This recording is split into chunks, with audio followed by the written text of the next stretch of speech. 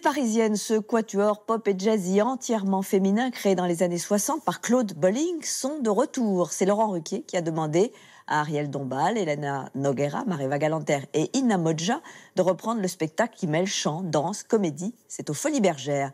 La mise en scène de Stéphane Jarry se veut sexy et joyeuse. Marion Banchet revient sur l'histoire du groupe.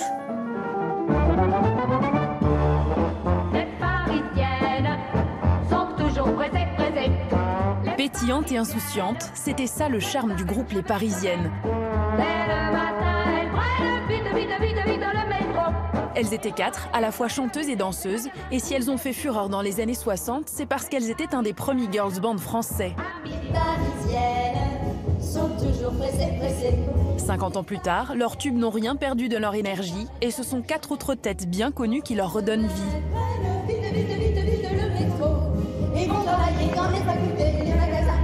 Ina Modja, Ariel Dombal, Maréva Galanter et Elena Noguera sortent un album et un spectacle aux Folies Bergères qui reprend tel quel ces ballades insouciantes. Ce sont des chansons qui sont très agréables à chanter et danser, ça donne une espèce de joie de vivre qu'on n'arrive pas à retenir et c'est très solaire, c'est très vivant. C'est le moment de dire la vérité. Est-ce que vous êtes parisienne? Pas toutes. Non? D'où êtes-vous? De Lyon. Une lyonnaise. Et vous? Niçoise. Niçoise. Mantes-la-Jolie. Mantes-la-Jolie. On se rapproche. Paris. Il y en a une! T'as un coup de chance. Je vais vous faire un petit état civil. Donc, mademoiselle Ina Modja est née à Bamako, au Mali. Mademoiselle Elena Noguera est née en Belgique.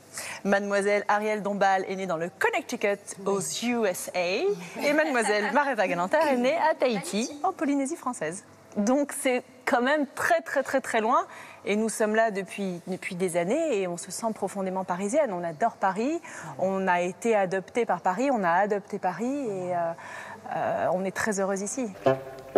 Les Parisiennes d'aujourd'hui ont été réunies par Laurent Ruquier. Celles d'hier se sont créées autour du compositeur de jazz Claude Bolling. On voulait faire un disque de vacances, un disque gay. Je connaissais Raymond, je lui ai dit on va faire un disque comme ça pour s'amuser.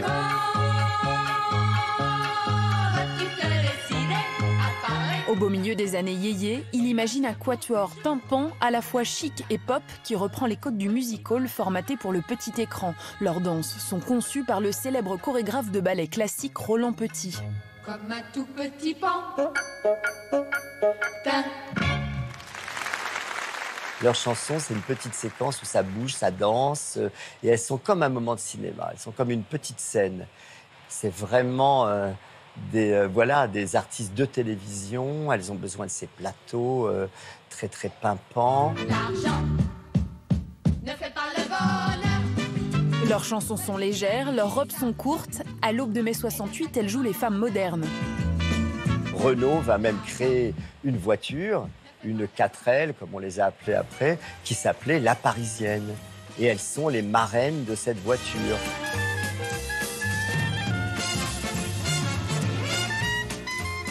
Elle reste un petit peu ce qu'on veut des femmes à ce moment-là, c'est-à-dire soyez dynamiques mais ne travaillez pas. Cet éloge dans leurs chansons de « il fait trop chaud pour travailler », aujourd'hui on se marre, quoi.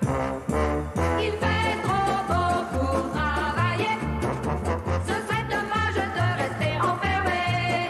Quand le soleil brille dans tout. Et c'est justement cette insouciance que les Parisiennes d'aujourd'hui entendent remettre au goût du jour.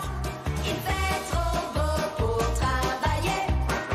Ça c'est un temps à aller se balader. C'est profondément moderne, à mon sens. On a l'impression que la légèreté appartenait aux années 60. Qu'aujourd'hui, dans notre société, il y a beaucoup moins de légèreté dans la musique, dans les clips, dans les chorégraphies, dans les spectacles qu'on peut voir. Et dans le spectacle qu'on propose et dans l'album qu'on a enregistré, il y a cette fraîcheur, cette légèreté qui vraiment appartenait aux années 60. C'est quand même vu aujourd'hui, fait aujourd'hui par des filles d'aujourd'hui et toute une équipe d'aujourd'hui.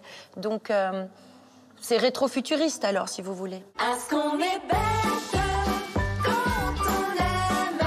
On perd la tête quand on aime. Une revue détonnante qui conjugue le lyrisme d'Ariel, la soul d'Ina et les pop d'Elena et Maréva. Mais lui c'est le nôtre, les autres, on leur dit toujours non. Les costumes font beaucoup référence aux films de Jacques Demy, à Anna Karina, à Jeanne Moreau, à des costumes qu'elles ont portés dans des films de cette époque qu'on aime. Oui. Donc oui, nous sommes les enfants du rétro.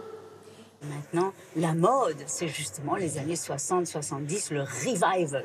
Donc voilà, sans le savoir, on est à nouveau des figures de mode. Alors tant pis si la plupart du temps